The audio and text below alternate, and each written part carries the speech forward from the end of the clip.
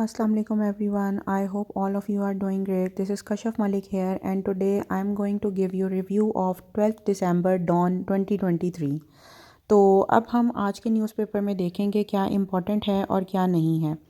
So let's just start. अभी हम लोग होम पेज पर हैं और होम पेज पर अभी हम लोग देखेंगे कि क्या न्यूज़ इम्पॉर्टेंट है ताकि आप अपने करंट अफेयर्स और एसे का जो कंटेंट है उसको अच्छे से कलेक्ट कर सकें। So this is our home page और होम पेज पर हम देखते हैं कौन सी न्यूज़ इम्पॉर्टेंट है।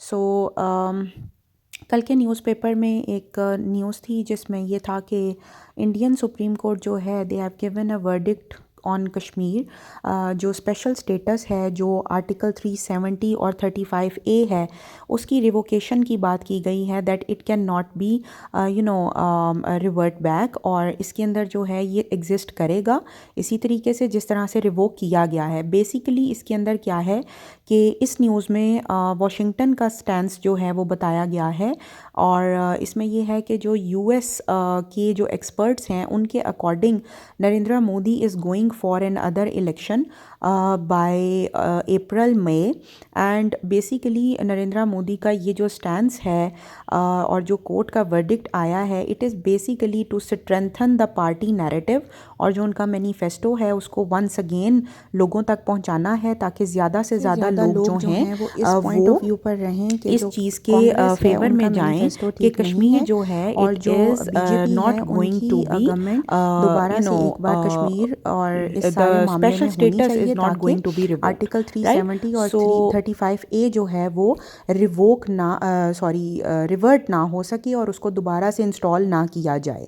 सो इसके अंदर बेसिकली ये है और हाँ इसमें एक माइकल कोगलमैन हैं उनकी बहुत सी बुक्स भी हैं और काफ़ी ज़्यादा उन्होंने इसके ऊपर काम किया है। Basically he is a US scholar and he is of the view कि ये जितनी भी सिचुएशन चल रही है जिसमें कश्मीर का जो स्पेशल स्टेटस है जो कि उनको आर्टिकल 35A और 370 के अकॉर्डिंग मिलता था और ये जब इसको रिवोक कर दिया गया है तो this is going to impact the overall South Asian politics specifically जो आज़ाद कश्मीर और बल्तिस्तान के अंदर सिचुएशन है वो पाकिस्तान के ऊपर बहुत इम्पैक्ट करेगी और इंडो पाक रिलेशंस जो हैं इसके अंदर कोई भी कॉपरेशन और रीजनल ट्रेड जो है this can be a challenge. तो इसके अंदर पॉलिटिकल डिप्लोमेटिक एंड इसके अलावा जो है इनके इकोनॉमिक फ्रंट्स पर जो रिलेशनशिप हैं उनका कोई भी फ्यूचर जो है वो बड़ा ब्लीक और बड़ा जो है वो सॉम्बर नज़र आ रहा है जस्ट बिकॉज ऑफ दिस कि ये जो सुप्रीम कोर्ट का इंडियन सुप्रीम कोर्ट का वर्डिक्ट आया है। सो ये हमारी एक इम्पॉर्टेंट न्यूज़ थी और इसके अलावा जो है फ्रंट पेज पर एक ये न्यूज़ है ex Afghan troops abandoned by UK face deportation threat. तो there were almost 200 Afghan special personnels जिनको यूके में ट्रेनिंग मिली and they then came back to Pakistan. Basically वो पाकिस्तान से अफ़गानिस्तान जाना चाह रहे थे जो भी इनका प्रोसेस चल रहा था बट तालिबान टुक ओवर और जो तालिबान है that they are quite hostile और उसकी वजह से these personnels are now willing to go back to the UK but the UK administration और the UK government is not ready to accept them और इसकी वजह से they are now stuck and they have no way out neither they can go to Afghanistan nor the UK and Pakistan जो है it is also not going to accept any Afghan refugees and personals even. तो इनका future जो है वो काफ़ी dark नज़र आ रहा है। This is just a news but I believe इसका आपके पेपर से एज सच कोई कंसर्न नहीं होगा। सो this is our first page और फर्स्ट पेज पर बस यही दो इम्पॉर्टेंट न्यूज़ थे।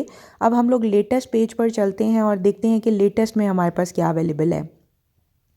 अच्छा जी लेटेस्ट में जो है एज सच अभी कोई न्यूज़ नहीं है। ये हमने अफ़गान्स वाली पढ़ ली है। Pakistan lags economically even in South Asia. We will talk about it shortly but let's just move to Gaza. What are the developments that have been done so far.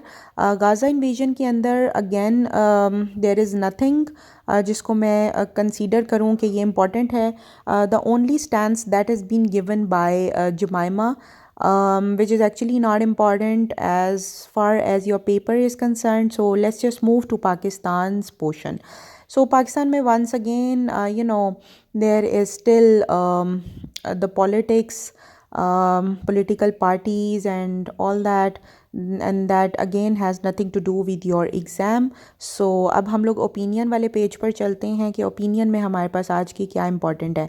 Outwitting Modi साइऑप्स in is की. अच्छा, और climate के ऊपर भी है, but let's just click this one. Outwitting Moody's psyops is, I hope I'm pronouncing it right, is key. Basically ये जो psyops है, this word is used as you can say a contraction for psychological operations.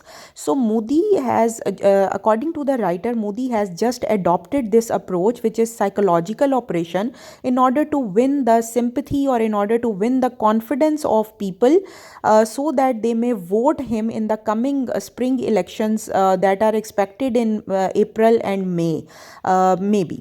So इसके लिए जो है Modi government ने once again he has played card, और उसकी वजह से जो है he will be getting healthy support, और फिर he will be once again the prime minister of India.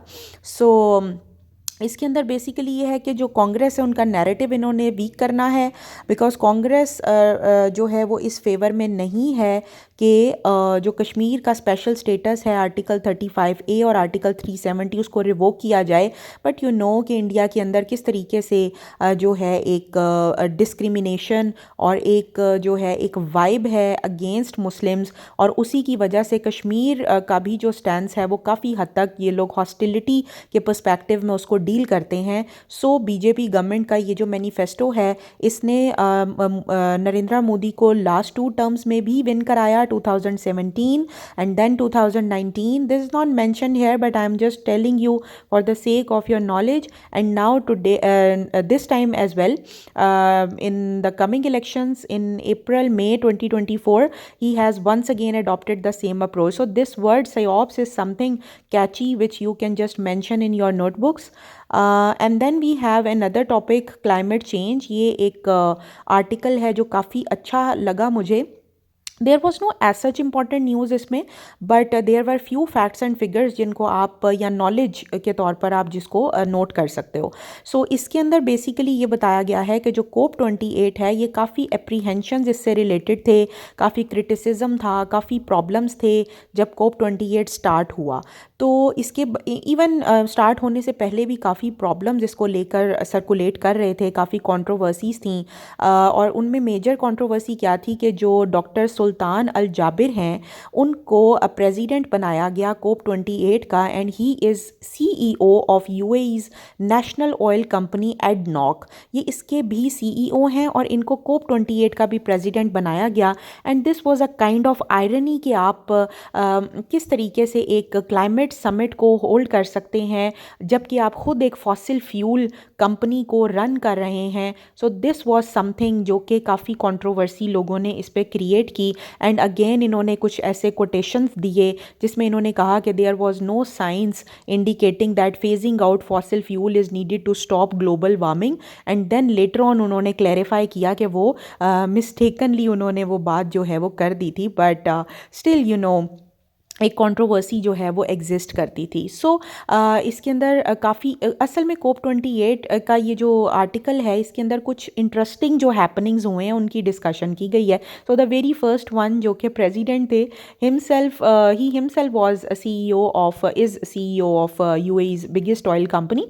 और उसके बाद एक और जो बहुत इंपॉर्टेंट हुई वो ये थी कि आज तक कभी भी कोई भी एक्टिविस्ट्स जो हैं वो UAE में नहीं आए. There is autocracy in UAE और वहाँ पर कुछ भी ऐसा जो है अलाउड नहीं है, बट स्टिल इसके ऊपर भी काम हुआ. एंड देन पैलेस्टीनियंस के बारे में काफ़ी स्लोगन्स और गैदरिंग्स और प्रोटेस्ट्स और सिट-इन्स जो है वो UAE में देखने को मिले. एंड कि जो UAE है it is an autocratic government यहाँ पर है और कुछ अलाउड नहीं है इस तरह का, बट स्टिल ये एक इंटरेस्टिंग हैपनिंग्स जो हैं और इंटरेस्टिंग इंसिडेंट्स जो हैं वो COP28 में देखने को मिले. तो इवन जो सुल्तान अल जाबिर हैं उन्होंने ख़ुद भी बोला कि ये एक COP28 has already made a history, और इसकी काफ़ी इंटरेस्टिंग चीज़ें देखने को मिली। और एक चीज़ और जो बड़ी इंपॉर्टेंट थी इसमें वो ये थी कि हमेशा से हमने एक ट्रेडिशनल ब्यूरोक्रेसी और एक एक्शन ओरिएंटेड NGOs जो हैं और जो गवर्नमेंट डिपार्टमेंट्स हैं उनको समझा है कि they can help us out, और ये जो है वो क्लाइमेट रिलेटेड इश्यूज़ को अच्छे से डील कर सकते हैं। बट दिस टाइम एक नई चीज़ जो सामने आई वो ये थी कि जो टेक कंपनीज़ हैं वो इस मामले को बहुत अच्छे से डील कर सकती हैं। Then loss and damage fund के बारे में बात हुई, $30 बिलियन जो हैं वो प्राइवेट मार्केट क्लाइमेट व्हीकल के बारे में जो है वो एलोकेट करने की बात की गई। फिर इसके अलावा there were 51 oil companies and 119 countries to decarbonise and triple their renewable energy. इसका जो है वो रिजॉल्व किया गया, which itself is something very positive. और जो UAE की जो है स्टांस था इसके ऊपर वो काफ़ी स्ट्रॉन्ग था रिलेटेड टू क्लाइमेट चेंज। और UAE जो है वो वन ऑफ द 10 कंट्रीज़ आता है जहाँ पर ऑयल की प्रोडक्शन होती है और फॉसिल फ्यूल से ये रिलेटेड है। बट स्टिल जो UAE का रिजॉल्व था वो काफ़ी स्ट्रॉन्ग नज़र आया।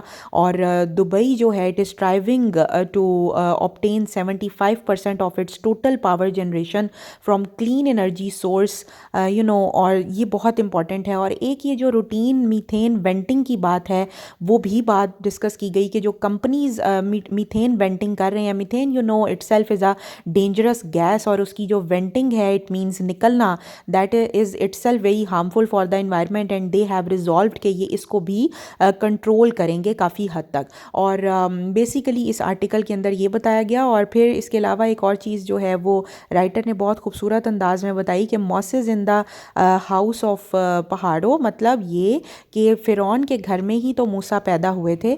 सो अगेन UAE अगर इस तरीके से ऑयल प्रोडक्शन करता है, one of the 10 countries major जो कि ऑयल प्रोड्यूसिंग कंट्रीज़ हैं उनमें से है, बट स्टिल जो है it resolves to convert its non renewable energy sources to renewable energy sources. And then ये हमारे पास एक और आर्टिकल है which is really really important कि हम इकोनॉमिकली साउथ एशिया में लैग कर रहे हैं। और इसका बहुत से इसकी जो रीज़न्स हैं वो भी बताए गए हैं। और इस आर्टिकल के अंदर बेसिकली जो है काफ़ी फैक्ट्स एंड फिगर्स हैं जिनको आप अपने नोटबुक्स में लिख सकते हैं और आपके करंट अफेयर्स और एस्से के पर्सपेक्टिव में बहुत इंपॉर्टेंट है। तो writer is of the view कि एक वो स्टेट जो इंडिया है जिसको हमने छोड़ा, और एक बांग्लादेश है जिसने हमें छोड़ा। और आज अगर हम इकोनॉमीज़ का कंपैरिजन करें तो पाकिस्तान बहुत पीछे है। अगर हम GDP की बात करें तो पाकिस्तान की जो GDP है वो बहुत पीछे है। और अगर हम पर कैपिटा इनकम की बात करें तो इट वाज $2200 जो है वो थी बांग्लादेश की, and sorry overall south Asia की $2700 जो है वो बांग्लादेश की, और $2300 जो है वो इंडिया की पर कैपिटा इनकम है।